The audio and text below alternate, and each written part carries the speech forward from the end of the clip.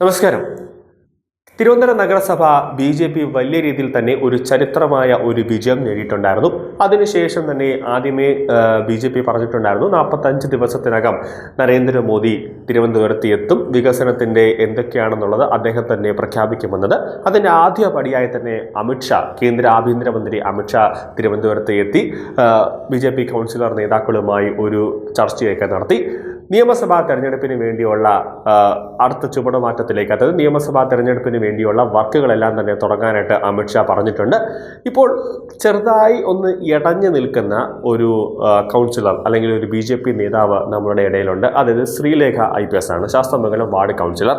ശ്രീലേഖയെ ഒരിക്കലും ഒരു കൗൺസിലർ സ്ഥാനത്തേക്ക് ഇരുത്താൻ പാടില്ല എന്നുള്ളത് ബി.ജെ.പി കേന്ദ്ര നേതൃത്വത്തിൻ്റെ, അതായത് അമിത്ഷായുടെയും നരേന്ദ്രമോദിയുടെയും അടക്കമുള്ള ബി.ജെ.പി കേന്ദ്ര നേതൃത്വത്തിൻ്റെ ഒരു തീരുമാനമാണ്. കാരണം ആദ്യത്തെ ഒരു വനിതാ IPS ഉദ്യോഗസ്ഥ അല്ലെങ്കിൽ ആദ്യത്തെ വനിതാ DGP എന്നൊക്കെ പേരെടുത്ത പ്രശസ്തിയാർന്ന ഒരു വ്യക്തിയെ കൗൺസിലർ എന്ന ഒരു പോസ്റ്റിലേക്ക് മാത്രം കൊണ്ടിരുത്തുന്നത് ബി.ജെ.പിയെ സംബന്ധിച്ചിടത്തോളം അവർക്കൊരു നെഗറ്റീവ് ഇമ്പാക്റ്റ് ഉണ്ടാക്കുന്നുണ്ട്. അതുകൊണ്ട് തന്നെ ശ്രീലേഖയെ ഏതെങ്കിലും ഒരു സംസ്ഥാനത്തെ ഒരു ഗവർണറാക്കാനോ അല്ലെങ്കിൽ ഒരു കേന്ദ്രഭരണ പ്രദേശത്തെ ഒരു ഗവർണറാക്കി മാറ്റാനോ അല്ലെങ്കിൽ മറ്റേതെങ്കിലും ഒരു വമ്പൻ പദവി, അതായത് ദേശീയ വനിതാ കമ്മീഷൻ അധ്യക്ഷ ഉൾപ്പെടെയുള്ള ഒരു പദവിയിലേക്ക് ശ്രീലേഖയെ നിയോഗിക്കാനുള്ള അല്ലെങ്കിൽ ശ്രീലേഖയെ അവിടെ കൊണ്ടിരുത്താനുള്ള ഒരു നീക്കം കേന്ദ്ര നേതൃത്വത്തിന്റെ ഭാഗത്തു നിന്നും ഉണ്ടാകുന്നുണ്ട് എന്ന അനൗദ്യോഗികമായ സൂചനകൾ അമിത്ഷാ തിരുവനന്തപുരത്ത് എത്തിയപ്പോൾ മുതൽ കേൾക്കാൻ തുടങ്ങിയതാണ്. അത് ഉടനെ തന്നെ വൈകിയാണെങ്കിലും എന്തായാലും ഒരു ബി.ജെ.പിയിലെ ഓരോ സ്ഥാനാർത്ഥിക്കും കിട്ടുന്ന വകുപ്പ് അല്ലെങ്കിൽ ചുമതല എന്ന് പറയുന്നത്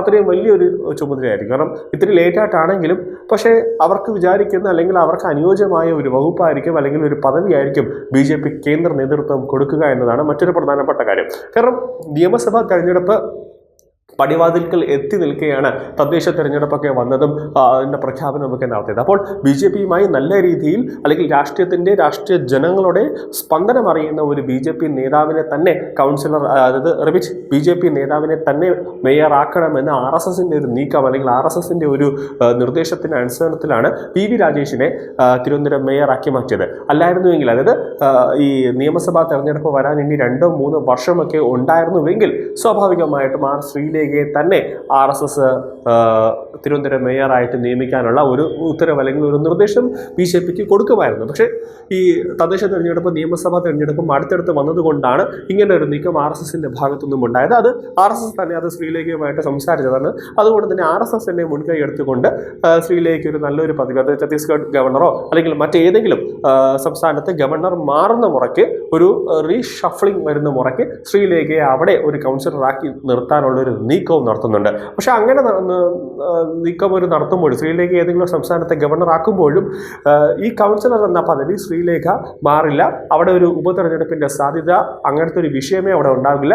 2 പോസ്റ്റിൽ നിന്നും ശ്രീലേഖ വലിയ രീതിയിലേക്ക് ഒരു നീക്കം അല്ലെങ്കിൽ ഒരു പ്രവർത്തനം നടത്തുമെന്ന് തന്നെയാണ് ശ്രീലേഖ പറയുന്നത്. കാരണം ചിലപ്പോൾ വേണ്ടി വന്നാൽ ആ ഗവർണറുടെ ശമ്പളം എനിക്ക് വേണ്ട എന്ന് തന്നെ ശ്രീലേഖ പറയും. അത് രാജ്യത്തിലെ ജനങ്ങൾക്ക് വേണ്ടി അല്ലെങ്കിൽ സ്വന്തം മണ്ഡലത്തിലെ വികസന പ്രവർത്തനങ്ങൾക്ക് വേണ്ടി ചിലപ്പം ശ്രീലേഖ കൂടുതലായിട്ട് ഉപയോഗിക്കാനുള്ള സാധ്യത ഉണ്ടാകും. അല്ലെങ്കിൽ അത് കേന്ദ്ര സർക്കാരിനോട് തന്നെ പറയും, എനിക്ക് ഈ ഗവർണർ പോസ്റ്റ് ആണെങ്കിൽ ഈ പോസ്റ്റിൻ്റെ എനിക്ക് ശമ്പളവും ആനുകൂല്യങ്ങളും ഒന്നും എനിക്ക് വേണ്ട, കൗൺസിലർ എന്ന നിലയിലുള്ള കിട്ടുന്ന ഗ്രാറ്റുവിറ്റി അലവൻസ് മാത്രം മതി എന്നടക്കമുള്ള ഒരു നീക്കങ്ങൾ എന്തായാലും ശ്രീലേഖയുടെ ഭാഗത്തുനിന്നും നിർണായകമായ ഒരു നീക്കങ്ങൾ ഉണ്ടാകാനുള്ള സാധ്യത കൂടുതലാണ്. കൂടാതെ അവസാന നിമിഷമായിരിക്കും ബി.ജെ.പി ദേശീയ നേതൃത്വം ഓരോ പ്രഖ്യാപനങ്ങൾ നടത്തുന്നത്. മാധ്യമങ്ങളെല്ലാം തന്നെ പ്രഖ്യാപിച്ച് കഴിഞ്ഞതിന് ശേഷമാണ് മാധ്യമങ്ങൾ പോലും വിചാരിക്കാത്ത, ഇടതുപക്ഷവും വലതുപക്ഷ നേതാക്കൾ പോലും വിചാരിക്കാത്ത രീതിയിലുള്ള ഒരു പേര് അല്ലെങ്കിൽ ഒരു പദവി ബി.ജെ.പി ഓരോ നേതാക്കൾക്കും നൽകുന്നത്.